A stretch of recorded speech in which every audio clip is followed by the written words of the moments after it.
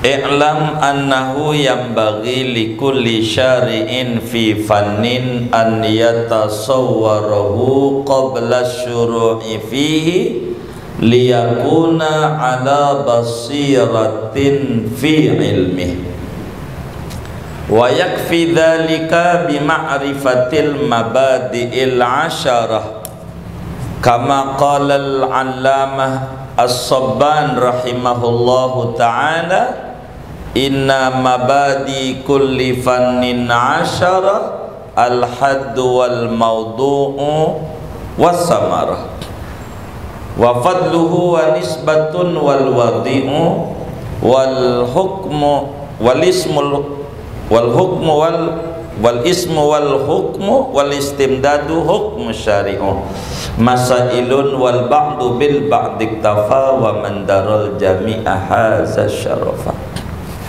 Bapak Ibu Saudara sekalian, seyogianya bagi orang yang memasuki satu disiplin ilmu, dia mengkaji satu disiplin ilmu, seyogianya harus memberikan kerangka gambaran terlebih dahulu tentang ilmu yang akan dipelajarinya itu, agar supaya dia berada di atas basirah, kewaspadaan, penghayatan yang mendalam terhadap ilmu yang dia pelajari, ilmu yang dipelajari.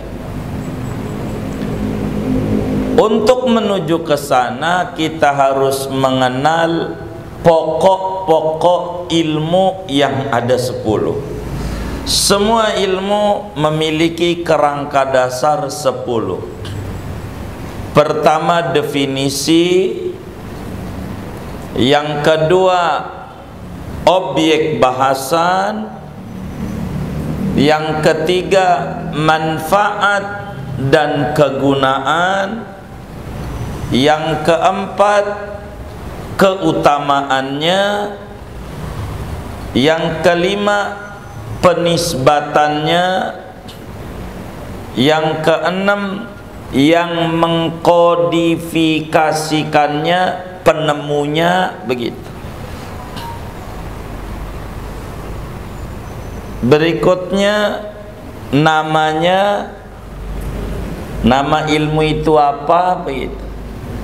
Kemudian pengambilannya dari mana, kesembilan hukum mempelajarinya apa, dan kesepuluh materi-materinya apa-apa.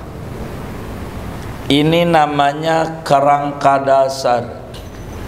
Bapak Ibu Saudara sekalian yang mulia, oleh karena pagi ini kajian kita yang diminta oleh Bapak Direktur kita adalah kajian hadis, maka kita harus tahu definisi hadis.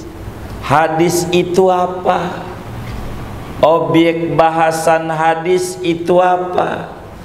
Manfaat dan kegunaan mempelajari hadis itu apa? Fadilahnya hadis itu apa? Nisbatnya ilmu hadis itu apa? Siapa yang menyusun pertama kali membuat buku ilmu hadis, siapa? Kemudian itu namanya apa?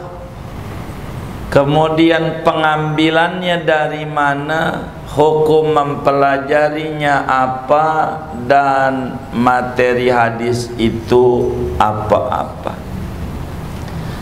Ini penting untuk kita ketahui supaya kita akan tahu apa yang akan kita bedah ke depan daripada kajian kita setiap Kamis awal bulan. Oleh karena kajian kita adalah ilmu hadis, saudara, dengan mengambil kitab namanya tahdzibun nufus, jadi karakter building begitu. Jadi menghaluskan jiwa.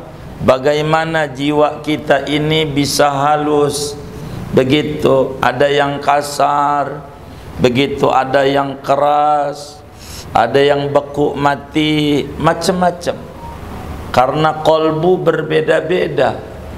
Ada kolbun marid fi qulubihim marad fazadahumullahu marada. Ada qalbun qasi summa qasat qulubuhum, begitu. Ada qalbun salim yauma la yanfa'u malun wala banun illa man atallaha biqalbin salim. Maka kitab ini menuju karakter building. Bagaimana kita harus membangun kita nih supaya betul-betul manfaat di dunia dari umur yang singkat ini. Supaya lebih bermakna, kita harus memahami tugas kita sebagai khalifatullah fil ardi, yang dikarang oleh Imam Yusuf An-Nabhani. Beliau punya murid, salah satunya Syekh Yasin Al-Fadani. Syekh Yasin Al-Fadani itu punya murid banyak. Salah satunya Kiai Syafi'i Adzami rahimahullah rahmatul abrar, ulama besar Betawi. Ini kitab ulama besar muhibbu Rasulillah, pencinta berat kepada Rasulullah. Ini yang mengarang ini. Begitu Imam Yusuf An-Nabhani, ulama besar dari Damaskus. Saudara sekalian, hadis. Tapi ngaji kita kata Ustaz Lutfi sampai jam 10 ini ya, 10 menit lagi. Jadi hadis saudara secara etimologi diddul qadim. Hadis itu artinya baru. Secara bahasa hadis-hadis itu artinya baru. Barang baru. Jadi setiap barang baru namanya hadis secara bahasa. Jadi hadis itu baru, salah satu maknanya begitu.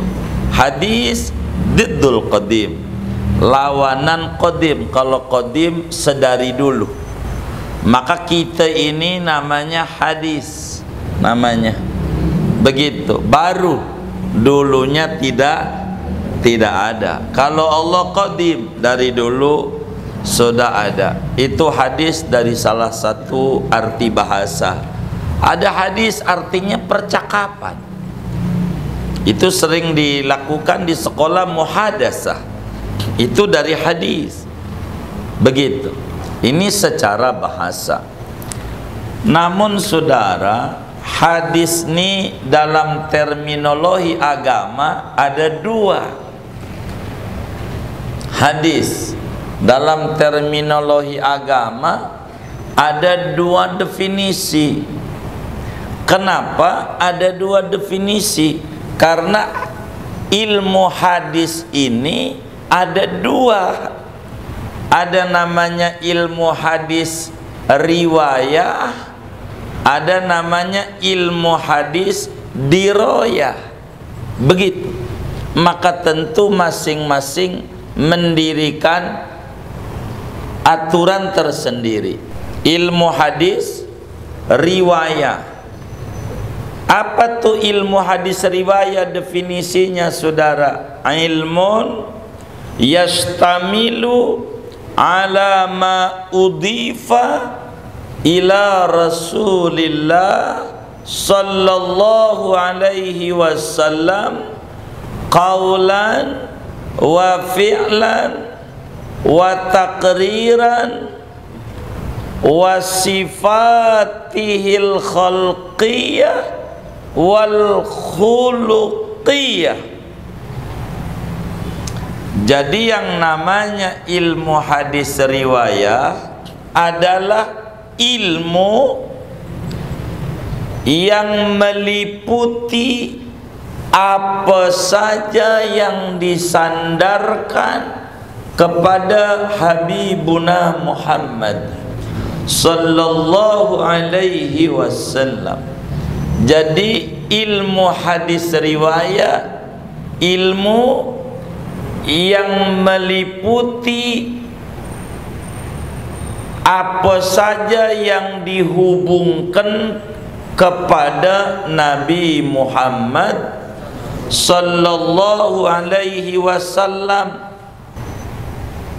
Jadi yang namanya ilmu hadis riwayah, singkatnya ucapan Nabi, perbuatan tindakan Nabi, pengakuan Nabi,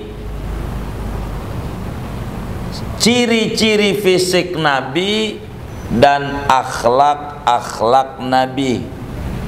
Ini namanya ilmu hadis riwayah, saudara. Ilmu hadis riwayah. Nah, di luar ini ada namanya ilmu hadis diroyah. Ini beda dengan materi kita. Sebab ilmu hadis diroyah adalah ilmun biqawanina yu'rafu bihi ahwalus sanad wal matni min sihatin wa du'fin wa tisalin wa inqita'in. Kalau ilmu hadis diroyah adalah ilmu tentang metode, yang dengan metode itu bisa diketahui hal ikhwal sanad. Sanad itu perawi yang menghubungkan sampai Nabi.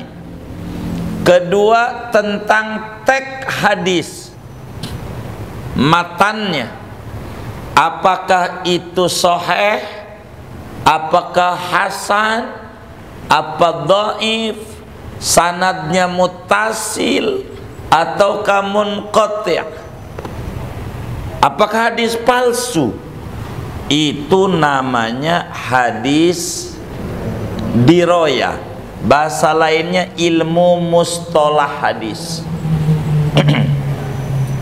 Jadi itu kita enggak nerangin ini hadis ini sahih, dhaif, ini enggak. Kita udah langsung pada materi. Itu namanya hadis riwayah. Namanya. Jadi kita enggak membedah bagaimana ini ahwalus sanad. Benar enggak ini muridnya ini?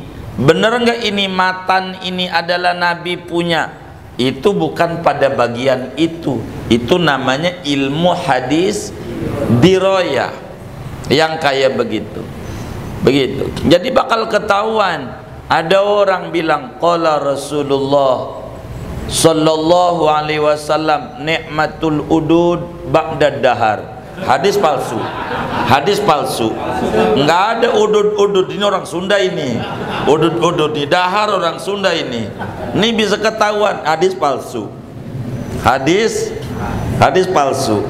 Jadi itu kajiannya pada bagian ilmu hadis diroyah. Dia bakal mensasar siapa perawinya, siapa yang membawanya, dan matan hadisnya bagaimana. Itu, dan kita tidak menuju ke sana. Begitu, tidak menuju ke sana.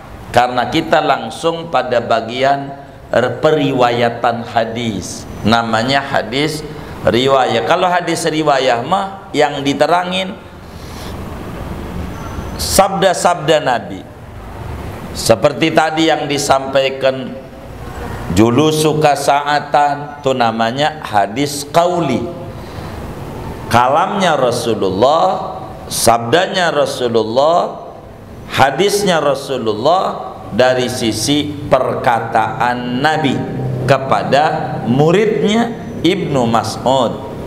Kalau itu namanya hadis qauli.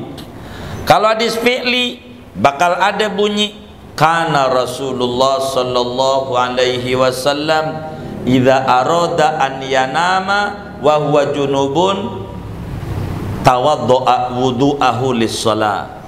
Rasulullah itu kalau habis tidur sama istri, Habis tidur sama istri, habis bersetubuh, enggak tidur dulu kecuali diawali dengan wudhu dulu. Habis wudhu baru Nabi tidur. Ini namanya hadis fi'li. Hadis fi'li itu perbuatan, tindakan yang dilakukan oleh Nabi. Namanya hadisnya hadis fi'li. Rasulullah itu begitu. Itu namanya disebut hadis fi'li. Namanya hadis perbuatan.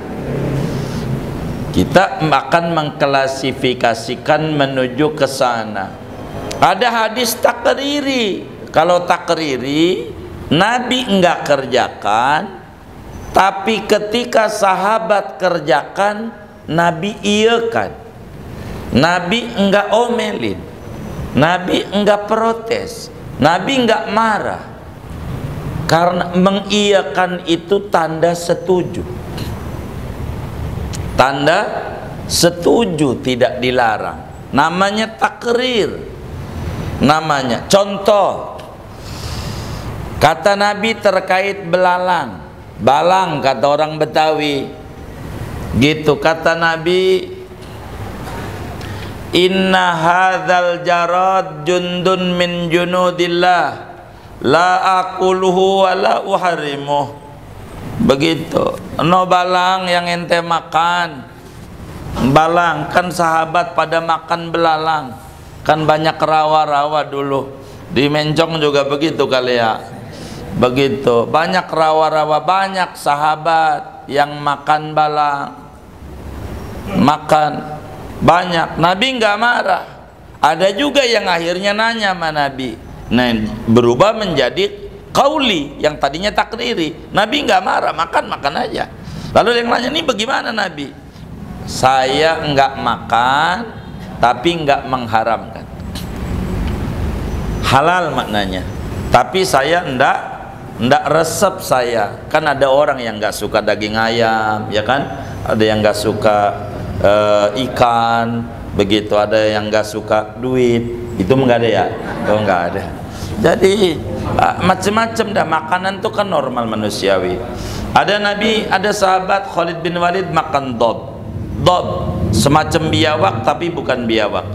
Dob itu dimakan.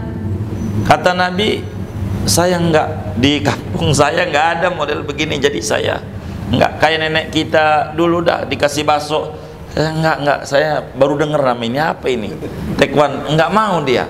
Nabi itu begitu, tapi tidak haram gitu, enggak. Itu namanya takriri, pengakuan Nabi. Jadi kita nih mau ngaji, Bapak Ibu guru yang mulia, kita mau ngaji omongan Nabi, kelakuan Nabi, perilaku Nabi, kesehariannya, dan pengakuan Nabi. Enggak bakalan lepas daripada ini. Kemudian bakal ngomongin tentang akhlaknya Nabi dan karakternya Nabi. Ini namanya ilmu hadis riwayat. Lalu maudhu'nya mana? Objek bahasannya. Objek bahasannya adalah zatu Rasulillah, pribadi Rasulullah. Baik itu ucapan, perbuatan maupun pengakuan. Itu yang bakal kita bedah nih ke depan. Itu yang kita mau bedah di depannya. Apa manfaatnya? Di dalam kita kajian ilmu hadis riwayah ini, manfaatnya apa? Manfaatnya ilmu kajian hadis riwayah ini adalah kita bisa mengetahui cara mentauladani Rasulullah. Ini yang terbesar. Bagaimana kita mau mentauladani Rasulullah kalau kita nggak tahu apa yang disabdakan oleh Nabi, apa yang dikerjakan oleh Nabi, apa yang diakui oleh Nabi. Ini nih kalau nggak tahu ini nih bakal rusak kita. Orang suka menyebut sunnah karena ilmu hadis nih bahasa lainnya sunnah. Itu seringkali kalau kita ketemu orang, ada orang mengata begini, dicontohin gak sama Nabi? Begitu mulu. Dicontohin gak sama Nabi? Itu kalimat itu namanya kalimat menyesatkan. Ada pengakuan, ada karakter, ciri-ciri fisik Nabi, ada akhlak Nabi. Membuang 4 jutaan hadis, hilang dia. Ini namanya menyesatkan. Kalimat dicontohin enggak? Kalimat yang benernya apa? Diajarin enggak? Tuh begini. Ini beda.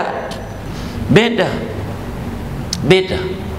Karena kalimat itu real adalah kalimat yang dilontarkan oleh Yahudi kepada kaum muslimin Mekah kala itu. Bisa dilihat di dalam kitab Imamul Ghazali Al-Kasf wa Tabyin, bagaimana Yahudi mengucapkan kepada kaum muslimin yang ini nih diadopsi bahasa ini oleh kita. Kalimatnya begini, real bahasa awalnya kalimat itu, lau kana khairan la sabaquna ilaih. Ini kalimatnya cakep. Lau kana khairan la sabaquna ilaihi. Kalau adalah Muhammad itu benar dan bagus, asalnya tuh, asal kalimat ini nih, niscaya mereka Abu Jahal, Abu Lahab, Walid bin Mughirah, Huyai bin Akhtab lebih dulu masuk Islam.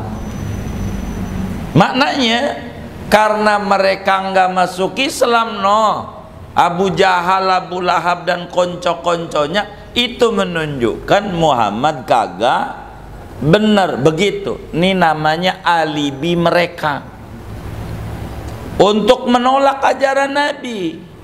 Salah. Nah, ini diadopsi oleh saudara kita muslim. Lau kana khairan la sabaquna ilaih. Kalau acara itu bagus, pasti para sahabat kerjain. Ini nih, kalimat ini nyuci otak namanya. Menyesatkan. Bukan tujuannya baik, mau menghantam semua ajaran.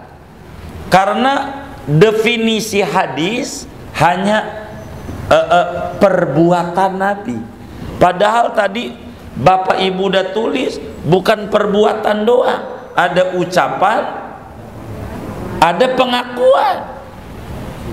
Begitu. Ada ciri-ciri fisik namanya syama'il, sifatihil khalqiyah. Ada juga tentang karakternya, itulah yang sifatil khuluqiyah. Itu ada. Ketika dibatasi dengan dicontohin enggak? Begitu. Kalau kalimat itu muncul, maka jawaban yang harus kita balik atau yang kita timpalin, dicontohin enggak? Kita harus jawab dilarang enggak? Begitu jawabannya. Biar bisa jawabnya. Dicontohin enggak? Tanya lagi, ada larangannya enggak? Dari Nabi ngomong, siapa yang bikin kayak begini neraka, ada enggak bunyi begitu tuh? Begitu. Nah, supaya kita jadi muslim tidak kaku. Begitu. Jadi kita harus memahami, kalau kemudian harus contoh doang, repot. Begitu. Nabi contohin haji jalan kaki, mau jalan kaki. Jadi kita tuh nggak begitu. Nih nanti sama di depan bakal diomongin sama yai kita. Nih keuntungannya kita bagaimana cara mentauladani Rasulullah, bakal tahu. Itu begitu, itu manfaatnya dan keberuntungan dunia dan akhirat. Enggak jauh-jauh. Orang yang ngaji hadis itu dikasih surga sebelum surga yang asli. Beneran. Orang yang ngaji hadis itu dia bakal dikasih surga di dunia sebelum surga di akhirat. Surga di akhirat itu enggak ada pusing, enggak ada sedih, enggak ada stres. Orang yang mengaji hadis Nabi enggak ada yang stres, enggak ada yang pusing. Apapun yang terjadi biasa aja. Begitu. Dia dijalani normal dunia. Ujian emang dari dulu. Dari zaman Kibenen juga dunia mau negeri ujian. Dari dulu biasa aja. Begitu. Ujian gak ada habis, emang juga gak ada habisnya. Emang ujian di sekolah doang, ujian kehidupan paling banyak. Begitu. Kalau murid mah enak dikit. Di luar kita lawan laki, nggak lawan megelin. Ada nggak yang kayak begitu tuh? Oh, nggak ada, alhamdulillah. Itu begitu. Ini nih ujian juga, begitu. Ujian, begitu. Kemarin-kemarin kita enak, ternyata sekarang kita jadi guru buat anak kita. Kita jewer, bikinnya lama malam-malam, enggak dijewer. Ini anak kita ternyata lebih bengal daripada murid-murid yang lain. Pas kita yang ngajarin ternyata di rumah. Begitu saudara. Keberuntungan besar. Begitu.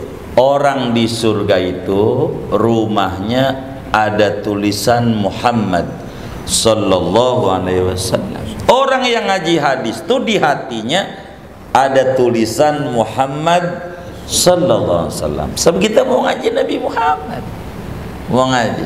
Itu begitu. Orang yang ngaji hadis itu bahagia.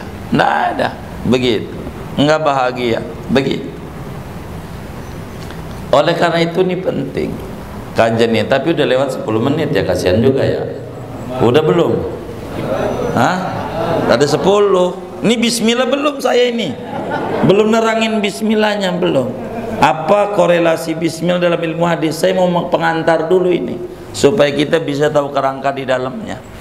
Ada 10, baru berapa itu ya? Baru 3. Udah deh ya. Ya masih 7 lagi. Tuh diambulin tuh habis subuh katanya. Gitu. Dari subuh kami ketemu subuh. Udah segini aja dah. Jadi ya Allah, belum selesai. Ingetin saya apa nisbatnya ilmu hadis. Kemudian itu siapa yang mengkodifikasikan, yang menyusun pertama sampai ada namanya ilmu hadis. Sebelum ngomongin ada Bukhari, Muslim, Abu Dawud.